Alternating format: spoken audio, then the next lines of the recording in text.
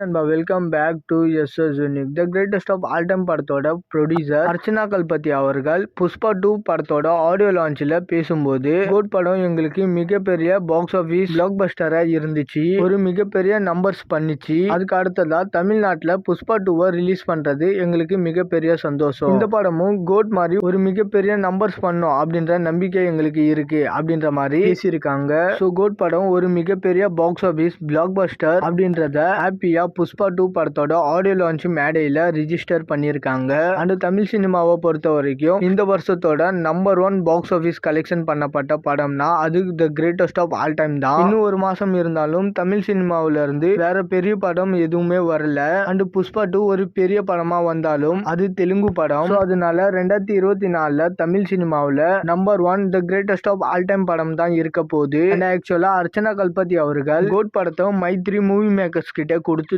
தான் புஷ்பா 2 தமிழ்நாடு ரிலீஸ்க்கான ரைட்ஸை வாங்கினாங்க.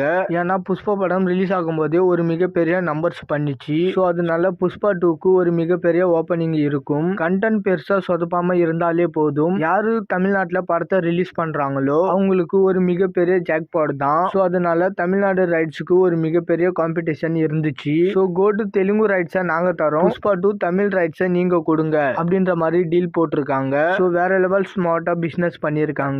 அண்ட் புஷ்பா 2 தமிழ்நாட்டில் கிட்டத்தட்ட 600 தியேட்டர்ஸ்ல ரிலீஸ் ஆகுதான். அண்ட் புஷ்பா 2 1000 கோடியை ரீச் பண்ணும் அப்படின்ற ஒரு எக்ஸ்பெக்டேஷன் இருக்கு. ஸோ என்ன பண்ண போகுதுன்னு சொல்லிட்டு வெயிட் பண்ணி பார்க்கலாம். அண்ட் இந்த மாதிரி தளபதி பத்தின அப்டேட் தெரிஞ்சுக்க மறக்காம எஸ்எஸ் யூனிக் சேனலை சப்ஸ்கிரைப் பண்ணி சப்போர்ட் பண்ணுங்க. இதோட வீடியோ முடிச்சுக்கிறேன். ஓகே, பாய்.